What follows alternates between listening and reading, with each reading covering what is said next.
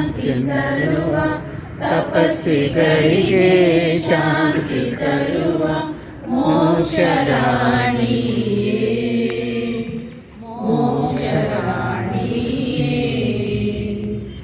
ಮಹಿಮೆ ತುಂಬಿದ ಮೇರಿ ಮಾತೆ ಮಧುರ ಮಾನಸಿ ಸಹಜ ಪ್ರೀತಿಯ ತುಂಬುವನಲೆ ಕೃಪೆಯ ತೋರೆ ಮಗೆ ಕೃಪೆಯ ತೋರೆ ಮಗೆ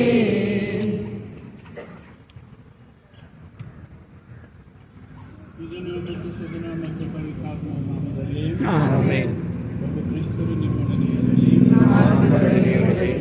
ಪ್ರಿಯ ಸಹೋದರ ಸಹೋದರಿಯರೇ, ಮರಿಯಮ್ಮನವರ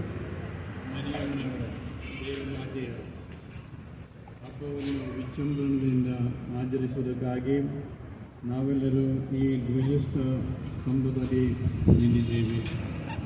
ಈ 4 ದಿನಗಳ ಸಿದ್ಧತೆಯಲ್ಲಿ ನಾವೆಲ್ಲರೂ ಆ ಧ್ವಜವನ್ನು ವೀಕ್ಷಿಸಿ ಧ್ಯಾನಿಸುವುದಕ್ಕಾಗಿ ದೇವರನ್ನು ಮಹಿಮೆಪಡಿಸೋಣ.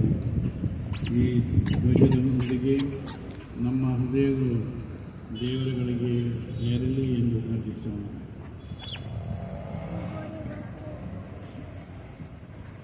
ಪವಿತ್ರ ಗ್ರಂಥದಿಂದ ವಾಚನ. ಯೆಶಾಯ ಪ್ರವಾದಿ ಗ್ರಂಥದಿಂದ ವಾಚನ. ಅಧ್ಯಾಯ 5 ವಚನಗಳು 26-27 ಆಗ ಸರ್ವೇಶ್ವರ ಸ್ವಾಮಿಯು ದೂರದ ಜನಾಂಗಕ್ಕೆ ಗುರುತಾಗಿ ಧ್ವಜಾರೋಹಣ ಮಾಡುವರು. ಚೀಟಿ ಹಾಕಿ ಅವರನ್ನು ಜಗದ ಕಟ್ಟ ಕಡೆಯಿಂದ ಕರೆಯುವರು. ಆಗ ಜನರು ತ್ವರೆಯಿಂದ ವೇಗವಾಗಿ ಅಲ್ಲಿಗೆ ಬರುವರು. ಅವರಲ್ಲಿ ಯಾರು ನಿರ್ಧರಿಸಿ ಬಳಲಿ ಹೋಗರು, ಯಾರು ತೂಕಡಿಸಿ ನಿದ್ರಿಸುವರು. ಅವರ ನಡುಕಟ್ಟು ಸಡಿಲವಾಗದು, ಅವರು ಕರದ ಕಟ್ಟು ಎಂದಿಗೂ ಕಿತ್ತು ಹೋಗುವುದು. ದೇವರ ವಾಕ್ಯವಿದು. ದೇವರಿಗೆ ಕೃತಜ್ಞತೆ ಸಲ್ಲಲಿ. ಪ್ರಿಯ ಸಹೋದರ ಸಹೋದರಿಯರೇ, ನಾವು ದೇವಮಾತೆಯ ಪಾಲನೆಯಲ್ಲಿ ಇರುವುದು ದೇವರ ಅನುಗ್ರಹದ ಹಬ್ಬವಾಗಿದೆ. ಈ ಧ್ವಜಾರೋಹಣದ ಸಂದರ್ಭದಲ್ಲಿ ದೇವರನ್ನು ಸ್ಮರಿಸುತ್ತಾ ಈ ಹಬ್ಬದ ದಿನಗಳು ನಮ್ಮ ಬದುಕಿನ ಆಧ್ಯಾತ್ಮಿಕ ಸ್ಥಿತಿಗೆ ಪ್ರೇರಣೆಯಾಗಲಿ ಎಂದು ಪ್ರಾರ್ಥಿಸೋಣ. ವಿಶ್ವಾಸದ ಪ್ರಾರ್ಥನೆ. ನಿಮ್ಮ ಉತ್ತರ: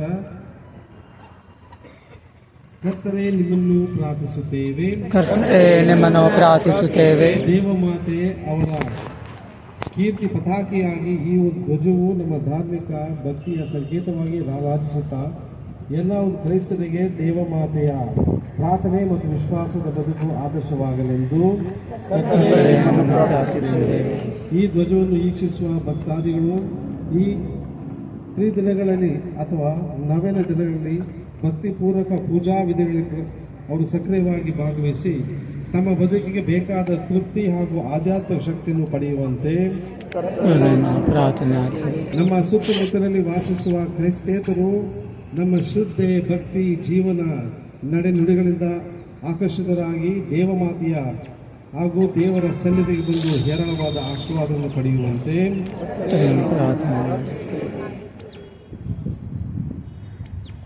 ಸರ್ವಶಕ್ತ ತಂದೆಯೇ, ದೇವಮಾತೆ ನಿಮ್ಮ ದಿವ್ಯ ಕುಮಾರನ ತ್ಯಾಗಮಯ ಜೀವನ, ಯಾತನೆ ಹಾಗೂ ಮರಣದಿಂದ ಪ್ರೇರಿತರಾಗಿ ಸ್ವಾರ್ಥಿಕ ಜೀವನ ನಡೆಸಿದರು.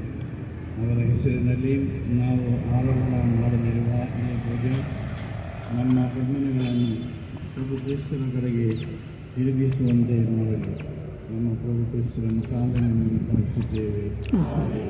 ದೇವಮಾತೆಯ ನಾಮದಲ್ಲಿ ಹರಿಸಲಿರುವ ಈ ಧ್ವಜವನ್ನು ಸರ್ವಶಕ್ತ ದೇವರಾದ ಪಿತಾ, ಸುಧಾ ಮತ್ತು ಪವಿತ್ರಾತ್ಮರು ಆಶೀರ್ವದಿಸುತ್ತಾರೆ. ಆಮೇನ್.